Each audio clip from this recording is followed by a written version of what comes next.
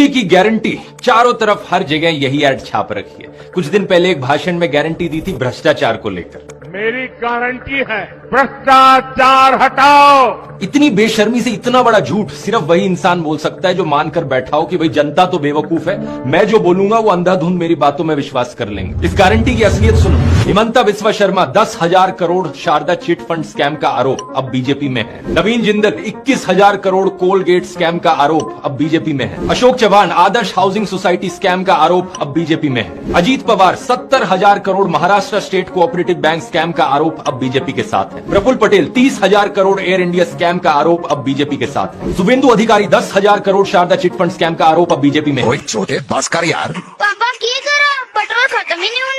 2014 से 25 ऐसे opposition leaders हैं जिन पर करप्शन के आरोप लगे थे और अब उन्होंने बीजेपी ज्वाइन कर लिए। और ये करप्शन के आरोप बीजेपी ने ही लगाए थे खुद। इनमें से 23 के ऊपर जो अब करप्शन केसेस चल रहे हैं उन्हें भुला दिया गया है। इतना ही नहीं, इस इलेक्शन में लड़ने वाले 28% बीजेपी के कैंडिडेट्स एक्चुअली में बाकी पार्टियों से डिफेक्ट होकर बीजेपी में आए हुए हैं। बड़े बड़े भ्रष्टाचारी आज सलाखों के पीछे हैं। सच बात यह है कि सारे भ्रष्टाचारी आज के दिन बीजेपी के अंदर है और इसके अलावा इलेक्टोरल बॉन्ड का स्कैम देश के इतिहास का सबसे बड़ा स्कैम है। जो नेता सलाखों के पीछे हैं वो तो वो लोग हैं जिन्होंने बीजेपी ज्वाइन करने से इनकार कर दिया। अरविंद केजरीवाल और हेमंत सोरेन जैसे पॉलिटिशियंस जिनके खिलाफ ना कोई मनी ट्रेल मिला है ना कोई करप्शन साबित हो पाया है। जैसे कि इन सुधीर चौधरी को देख लो। इन्होंने करीब 1 साल पहले ये प्रोग्राम किया, सबको सरकारी नौकरी क्यों चाहिए। ये आम जनता को ही डांटने लग गए, कहने लगे कि तुम्हें सरकारी नौकरी इसलिए चाहिए क्योंकि तुम्हें ऊपर की कमाई करनी है, यानी रिश्वत लेनी है। सरकारी नौकरियों की चाहत के पीछे एक बड़ी वजह रिश्वत भी है। सरकारी नौकरी में अगर पैसा कम भी हो तब भी कई कर्मचारी रिश्वत लेकर अच्छा खासा पैसा कमा लेते हैं। और 2019 में हुए एक सर्वे में हर 2 में से 1 भारतीय ने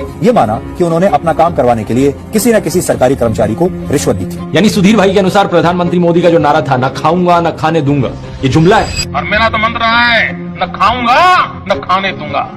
और यहाँ ये कह रहे हैं कि यूथ स्किल्ड नहीं है। स्किल्ड ना होना भी एक बहुत बड़ी वजह है। इसके पीछे जिम्मेदारी किसकी है? सुधीर भाई, क्या ये मान ले कि प्रधानमंत्री मोदी का स्किल इंडिया वो भी एक जुमला था? भारत में बहुत सारे लोग परीक्षा देकर, पैसा देकर, किसी नेता की सिफारिश लगाकर किसी भी तरह से सरकारी नौकरी पाना चाहते हैं। और इसकी सबसे बड़ी वजह यह है कि सरकारी नौकरियों में काम के घंटे बहुत ज्यादा नहीं होते, काम के घंटे तय होते हैं, छुट्टियां जी भर के मिलती हैं। मतलब सुधीर भाई के अनुसार आप लोग देश के युवा कामचोर हो और आलसी हो। सुधीर चौधरी से बात करते हो, प्रधानमंत्री मोदी ने तो ये भी कहा था कि पकोड़े बेचना भी एक एम्प्लॉयमेंट का तरीका है। अगर आपके जी टीवी स्टूडियो के बाहर कोई पकौड़े बेचता है और शाम को 200 रुपया कमा करके घर जाता है, उस व्यक्ति को आप रोजगार मानोगे कि नहीं मानोगे? तो हो सकता है अब सुधीर चौधरी एक नया शो बनाए ये कहकर कि सबको सरकारी या प्राइवेट नौकरी क्यों चाहिए, खुद का धंधा क्यों नहीं सेटअप कर लेते। ये बहाना मत मारना, क्योंकि अगर ऐसा है तो एम्प्लॉयमेंट प्रोमिसेस करती क्यों है सरकार? अगर सरकार में कैपेबिलिटी ही नहीं है नौकरियां देने की तो वादे क्यों कर रही है सरकार नौकरियां देने की?